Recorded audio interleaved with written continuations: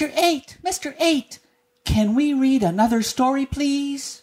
Of course, Peter. I love to read for you. Would you like to choose a story? No. Please surprise me today. Reading is so much fun, so much fun. Okay, Bunny, then let's read The Tale of Benjamin Bunny. One morning, a little rabbit sat on a bank. He pricked his ears and listened to the trick-trot of a pony. A gig was coming along the road. It was driven by Mr. McGregor, and beside him sat Mrs. McGregor in her best bonnet. As soon as they had passed, little Benjamin Bunny slid down into the road and set off, with a hop, skip, and a jump, to call upon his relations who lived in the wood at the back of Mr. McGregor's garden. That wood was full of rabbit holes, and in the nearest, sandiest hole of all, little Benjamin's aunt and his cousins, Flopsy, Mopsy, Cottontail, and Peter. Old Mrs. Rabbit was a widow. She earned her living by knitting rabbit wool mittens and muffetees. I once bought a pair at a bazaar. She also sold herbs and rosemary tea and rabbit tobacco, which is what we call lavender. Little Benjamin did not very much want to see his aunt. He came round the back of the fir tree and nearly tumbled upon the top of his cousin Peter. Peter was sitting by himself. He looked poorly, and was dressed in a red cotton pocket handkerchief. "Peter," said little Benjamin in a whisper, "who has got your clothes?" Peter replied, "The scarecrow in Mr. McGregor's garden," and described how he had been chased about the garden and had dropped his shoes and coat. Little Benjamin sat down beside his cousin and assured him that Mr. McGregor had gone out in a gig, and Mrs. McGregor also, and certainly for the day, because she was wearing her best bonnet. Peter said he hoped that it would rain. At this point, old Mrs. Rabbit's voice was heard inside the rabbit hole calling, "Cottontail, Cottontail, fetch some more chamomile." Peter said he thought he might feel better if he went for a walk. They went away hand in hand and got upon the flat top of the wall at the bottom of the wood.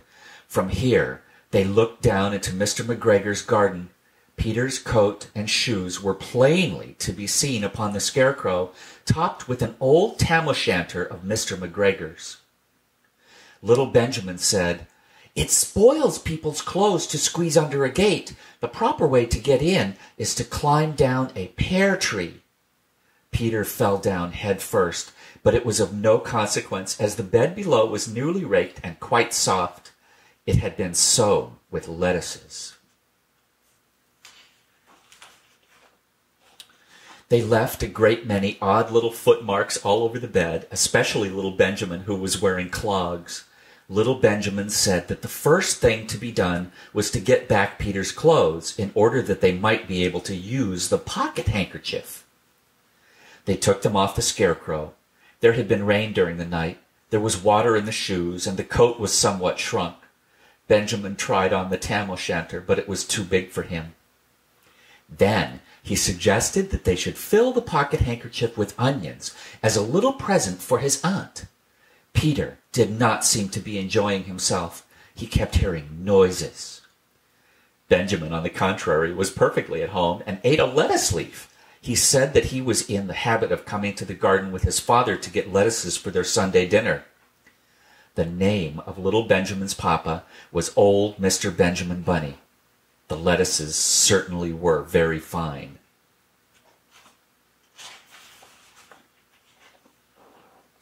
Peter did not eat anything. He said he should like to go home. Presently he dropped half the onions. Little Benjamin said that it was not possible to get back up the pear tree with a load of vegetables. He led the way boldly towards the other end of the garden. They went along a little walk on planks under a sunny red brick wall. The mice sat on their doorsteps cracking cherry stones. They winked at Peter Rabbit and little Benjamin Bunny. Presently Peter let the pocket handkerchief go again. They got amongst flower pots and frames and tubs. Peter heard noises worse than ever. His eyes were as big as lollipops. He was a step or two in front of his cousin when suddenly he stopped. This is what those little rabbits saw round that corner. Little Benjamin took one look, and then in half a minute, less than no time, he hid himself and Peter and the onions underneath a large basket. The cat got up and stretched herself and came and sniffed at the basket. Perhaps she liked the smell of onions. Anyway, she sat down upon the top of the basket. She sat there for 5 hours. I cannot draw you a picture of Peter and Benjamin underneath the basket because it was quite dark, and because the smell of onions was fearful, it made Peter Rabbit and little Benjamin cry. The sun got round behind the wood, and it was quite late in the afternoon, but still the cat sat upon the basket. At length there was a pitter-patter, pitter-patter, and some bits of mortar fell from the wall above. The cat looked up and saw old Mr. Benjamin Bunny prancing along the top of the wall of the upper terrace. He was smoking a pipe of rabbit tobacco and had a little switch in his hand. He was looking for his son. Old Mr. Bunny had no opinion whatever of cats. He took a tremendous jump off the top of the wall onto the top of the cat and cuffed it off the basket and kicked it into the greenhouse, scratching off a handful of fur. The cat was too much surprised to scratch back. When old Mr. Bunny had driven the cat into the greenhouse, he locked the door. Then he came back to the basket and took out his son Benjamin by the ears and whipped him with a little switch. Then he took out his nephew Peter. Then he took out the handkerchief of onions and marched out of the garden. When Mr. McGregor returned about half an hour later, he observed several things which perplexed him.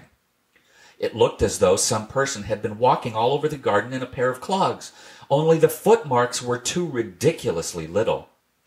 Also, he could not understand how the cat could have managed to shut herself up inside the greenhouse, locking the door upon the outside. When Peter got home, his mother forgave him because she was so glad to see that he had found his shoes and coat. Cottontail and Peter folded up the pocket handkerchief, and old Mrs. Rabbit strung up the onions and hung them from the kitchen ceiling with the bunches of herbs and the rabbit tobacco. The end.